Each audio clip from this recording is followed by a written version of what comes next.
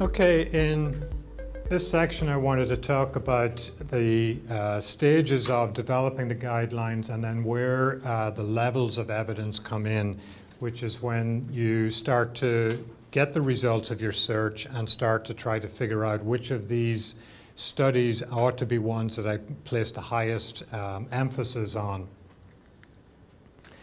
So in the general process, again, I just emphasize that the more time you spend clarifying for both yourself and your team the question, it's going to help you with each of the stages along the way. So with one particular approach, the Pico format is based on identifying the key participants or population, the intervention that you're focused on, the comparison. So are you trying to see which of a range of interventions or which of a type of, or which of a group of policies has better outcomes? And then which outcomes are you actually going to measure? Again, this is a key thing. If it's looking at policies, are you most concerned about how much cost there's involved or how quickly patients can be discharged? Are you more interested with satisfaction or lack of side effects, or is it the actual outcomes in terms of cure or relief of symptoms? All of those things need to be carefully teased out, because if you're looking at an area that has lots of research that's been done on it, you may end up with hundreds, if not thousands, of articles that are on the particular intervention. But if you are primarily interested in one particular outcome, then you need to make that clear up front and make sure you stay focused on that. The other thing that can be important to identify is whether or not there are only certain types of studies that you want to involve in the systematic review or in the guideline development. And again, that depends on the particular question. If it's a question that's revolving around patient satisfaction, then qualitative research where patients are being asked about how they felt or how they viewed certain things is going to be very important. But if it's about the effectiveness of a drug, for example, then it's the ideal studies will be randomized controlled trials that actually do focus on that type of outcome. So that's how the Pico question is generally formulated. And then the Pico format will also lead into your search strategy, because once you've identified the key aspects of your topic, then these tie into the search terms. So if, for example, with whatever intervention you're looking at, you need to think through, well, what are the other common terms that that intervention would be known by, and you'd need to be searching under those various terms. So that's where the organization of the Pico will tie into many of the other steps in the process. So then I presume this was a big part of what you were talking about this morning with searching. There is one approach to search, which is that we remember those really good, easy to read studies, and we focus in on those. But instead, as I'm sure you were looking at, there are steps to make sure that the search can be strategic. And so this is, obviously it's important as you are doing a systematic review, but it's also going to be important as you are reading systematic reviews, looking at the evidence that's been provided in the guideline development process to see was it developed properly? Was the search done in a suitable way? And again, here, these would be the ideal situation is that you find all of the studies on your area of interest, that the search was done really thoroughly. So, for example, there can be debate over whether you should include unpublished studies or only peer-reviewed published studies. And this is something that really is going to involve a balance. The Cochrane approach can take about 2 years because they, in their procedures, say you must search for everything and look everywhere. If that takes, writing to commercial companies and asking them to give you the data that they haven't published, then they would encourage reviewers to do that if they're doing it on a specific drug, for example, that you want to know all of the studies that have been done on it.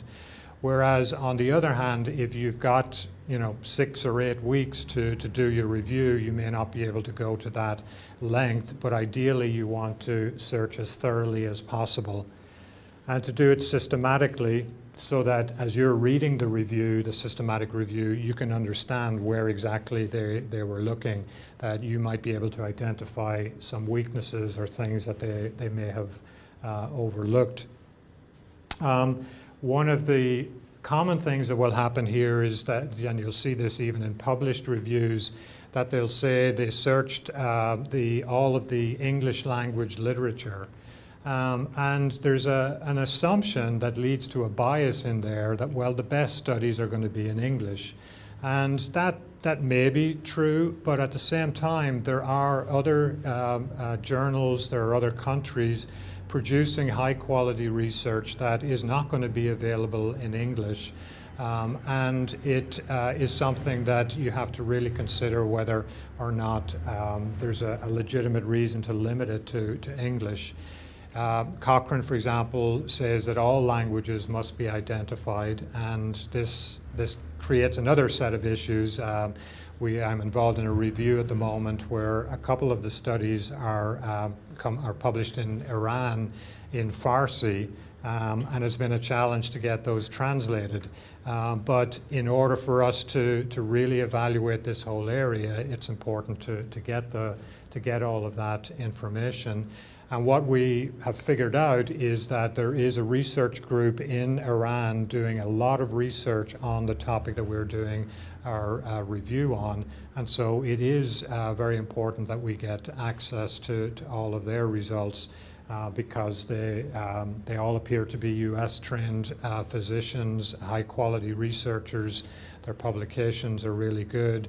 And there's no reason why their studies and the results shouldn't be included in the review. Well, I suppose there is one reason, that it's going to take some time, probably some money to get this translated.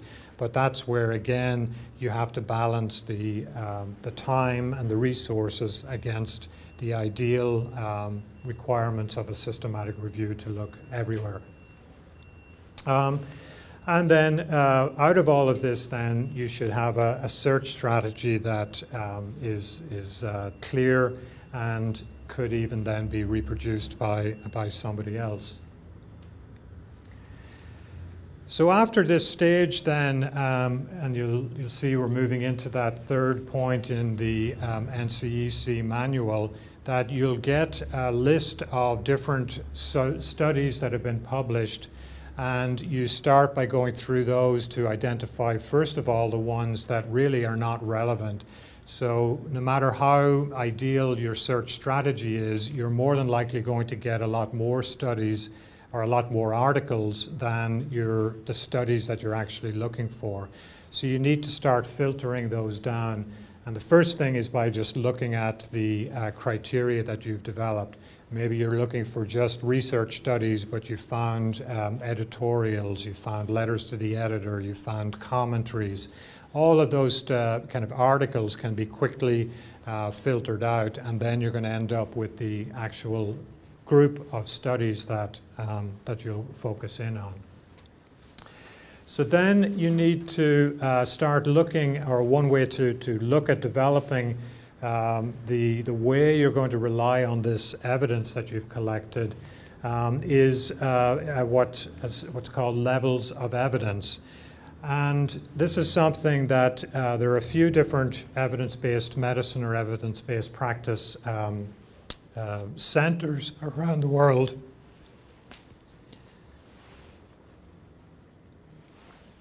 This one in Oxford has a number of very helpful charts that you can use to start looking at the evidence that's coming out of it. Now, I know this is a real busy slide, but I'm going to come back to this after we kind of look at the details and the terms that come up here. But what the levels of evidence idea means is that you can place greater confidence on the results of certain studies that come higher up in the various levels. But what these types of studies are going to be levels of evidence for will vary on the sort of question that you're doing the review on or looking at the systematic review for. So for an intervention question, you're trying to figure out what works best. Is drug A better than drug B in its effectiveness on a particular condition? Does policy 1 lead to greater staff retention than policy 2, or whatever it might be?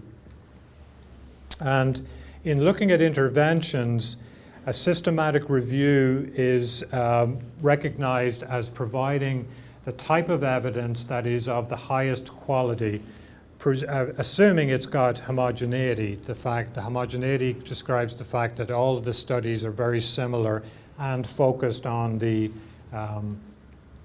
topic that you're specifically interested in.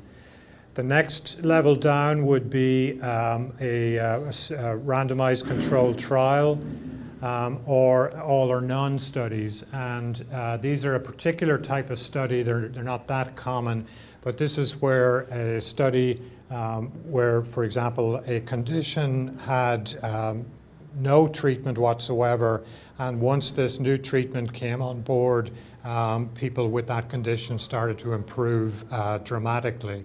And so it was like before this point we had nothing. After this, there's clear evidence of improvement in people. And then you go down to other types of studies: cohort studies, outcomes research, case-controlled studies. So when you get the results of a systematic review as part of the guideline development, you're going to more than likely have a summary that will say, well, maybe there's some systematic reviews in it, there's randomized controlled trials, cohort studies, case-controlled studies. And the levels of evidence then is a way of ranking these to say that you can put greater confidence on the findings that come from the higher numbers than from what comes in the lower numbers. And this is dependent on the type of study and what its methods are, which I'm going to go over in a moment because it's important to have a sense of why this set of levels has been developed. But you can see that what traditionally has often been dependent on expert opinion, get a group of the practitioners who are highly regarded in their field, put them together, and they'll issue a report. If that is something that's been done in a closed room without access to a systematic review, you will get a lot of expert opinion, but that's not the same as an evidence-based guideline or an evidence-based report to then guide practice. So the reason why the greater confidence is placed on the higher studies, or higher levels of studies, goes back to the types of studies that exist and what it is that they're trying to do. And I think this is one of the reasons why we have that kind of what appears like the roll of dice in the media and the way some studies are presented, because the distinctions between different studies are often not made clearly, or sometimes readers or even reporters of research may not be fully aware that there are fundamental differences between different types of studies. And this is what's being captured in the level of evidence approach. So two broad categories of studies exist. One is descriptive, and these are the ones that are trying to generate a hypothesis, where you're interviewing people trying to find out, well, what do you think might be the reason for something? What what should we be trying to test to evaluate whether this actually is the cause of something or the source of something. And there are a variety of these, and all of them have the same limitation in that they're not going to be generalizable, in that, as with any sort of set of qualitative interviews, those are findings that are relevant, they're important, they tell us a lot about what 6 or 8 or 20 people have to say about something, but that doesn't mean that that's actually the case for, you know, the population in general or for everybody with a particular condition. And then the analytic types of studies try to test the hypotheses. So after doing an epidemiological study, for example, it looks like, you know, the incidence of cancer seems to have something to do with diet. You start to get that type of information out of the descriptive studies. And then somebody says, well, okay, let's actually put together some sort of a controlled study where we're going to test that hypothesis and see if people eat this diet versus eat another diet, what is the incidence of cancer years down the road. So you're testing those hypotheses with each of these sorts of studies. And that's then what I'm going to look at each of these in a little more detail. This, I know it's a huge long URL, but you'll have it on the slides.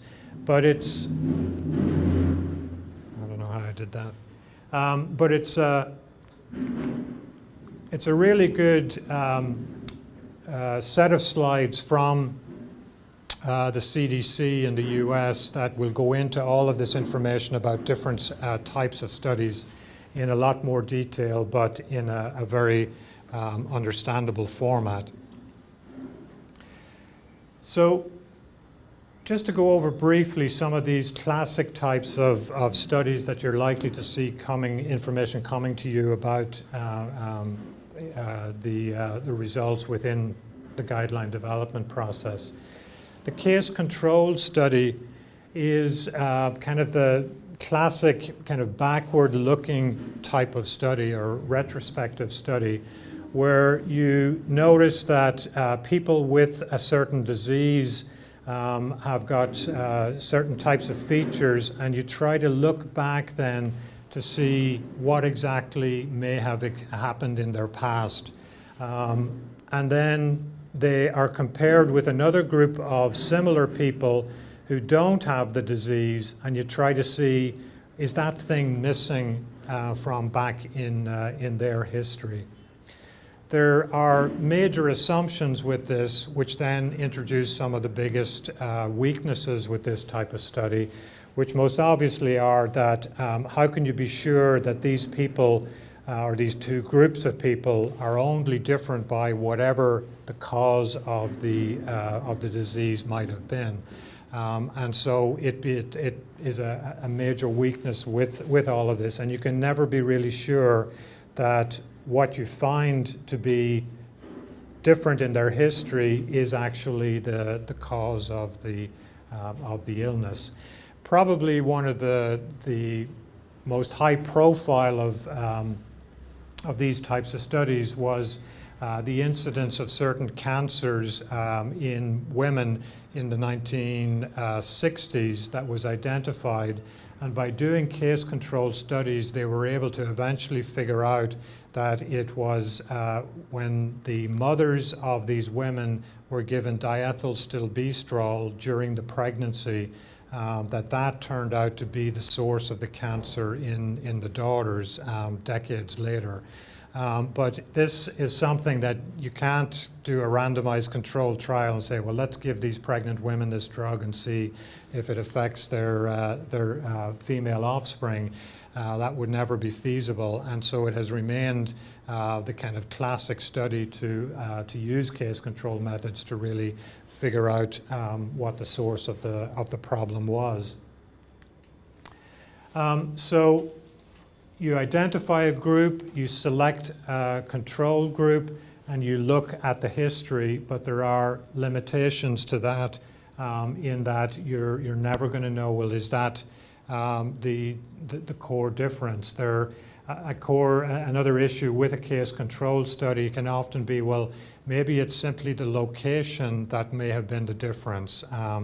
In the diethylstilbestrol situation, it was fortunate that the studies that, or where the women had come to clinic, into their clinics, that they were very similar types of hospitals, very similar types of regions that people lived in, so that those types of things, those other factors that can have an impact, didn't actually vary between the two groups. Cohort studies then can be done in looking backwards, but primarily these are done looking forwards. And they have some advantages in that, in this case, you have, you have a group of people with an illness, and you're trying to follow them forward to see how does their outcome vary depending on, maybe it's diet, maybe it's an intervention, or maybe it's just trying to see how their condition develops in general. And then you compare them to another group of people who don't have the illness to see how they develop. So this has advantages in that you're measuring things as time goes on, so you're not going to be as focused on looking backwards and therefore relying on people to remember, you know, other things in their life. That's a big advantage. There can be a comparison group or a control group, and again, that's a good advantage in that you're following them as you go along. But part of the limitation with these approaches is that you're still not able to identify causation, because there are many different factors impacting on those people's lives, as opposed to them being very carefully controlled in the differences between their lives. So it's that issue of wanting to identify causation that leads to the emphasis on controlled studies, especially the randomized controlled study. So in these cases then, the idea of a controlled study is that you limit the type of variability between the two groups to only, if possible, only the intervention that you're testing. So you want, for example, similar proportions of male and female, similar ages in the two groups, but one will get the test intervention, the other group then will get possibly a placebo, possibly standard care. You could have 3 or 4 different groups where people are being assigned to different types of interventions or controls. It's the kind of classic drug trial, but you can do randomized controlled trials on all sorts of different things. It can be done on surgery, it could be done on educational interventions, on psychological interventions. So it isn't just a method for drugs, but has to be carefully evaluated. And then the key dimension or the unique aspect to it is that you randomly put people into the two groups, and also ideally you blind the people in the groups as to which intervention they're actually getting. And we typically, the classic idea is about double blinding, but actually more rigorous would be triple blinding, where you would have the patient doesn't know what they're getting, the practitioners who are taking care of them don't know what they're getting, and then the researchers who are collecting the data likewise would not know who's getting the test or the placebo or control group. But all of these criteria then, the methods of each of these studies have then got to be evaluated so that you can evaluate whether or not a particular study is a well-conducted one, whether it has met the kind of the highest rigors of that particular method. And that then is a crucial dimension to what you're doing when you get the reports of the systematic review of the literature. So starting to touch on critical appraisal, should be a critical appraisal initially of the studies themselves that go into the systematic review. One way that this is described, the kind of the terms that Cochrane uses in its appraisal of the individual intervention studies, is to look at all of the key steps where various decisions are made about how to do the study and where could some type of bias creep into the methods. And you can see there are several different stages. So as you are looking at a systematic review, it's important to see, did the reviewers look at all these types of potential bias in order to evaluate the reliability of those studies? So for example, in the selection here, have people been selected for the two groups in completely appropriate ways?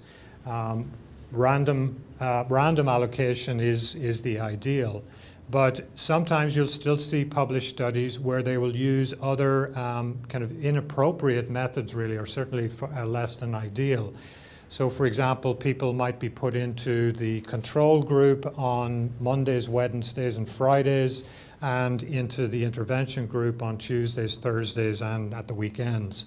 And what would be the problem with allocating people to groups in that type of way? No control over how many people are going into each group. Okay, that would be a problem. You see, you get an uneven number. If you're doing this, say, in a acute hospital setting. If I hear about this, I'm going on an intervention day to my appointment. Okay. As a member of the public. Yeah. It can impact people showing up. Are there ever any differences between the people who show up in hospital on a Monday versus a Tuesday? In what way? Well, it's more the time of day in that in emergency they're more likely to have drink taken later in the evening. Okay, and probably more likely on a Friday than a Wednesday to show up with. Oh, really? Okay. But no, there have been studies done showing that the severity of the kind of average person who shows up in a hospital is very different on different days of the week. On Mondays, they've been delaying it over the weekend, and they're sicker. And then also there have been other studies showing that if somebody gets surgery on a Friday, they tend to have poorer outcomes because then they're in hospital over weekend when there's fewer staff around. So to put people into a study based on the day of the week is going to be impacted by many other factors, not that they're necessarily bad researchers or uncaring practitioners, but that there are other confounding factors that are going to impact how well those people will do and what the results will be. And so that's the type of examination of individual studies that should be going on in a systematic review, and that you then should be looking to see is that reported either by the group that have done the systematic review for your guidelines, or as you're doing it yourself, that you build in that process.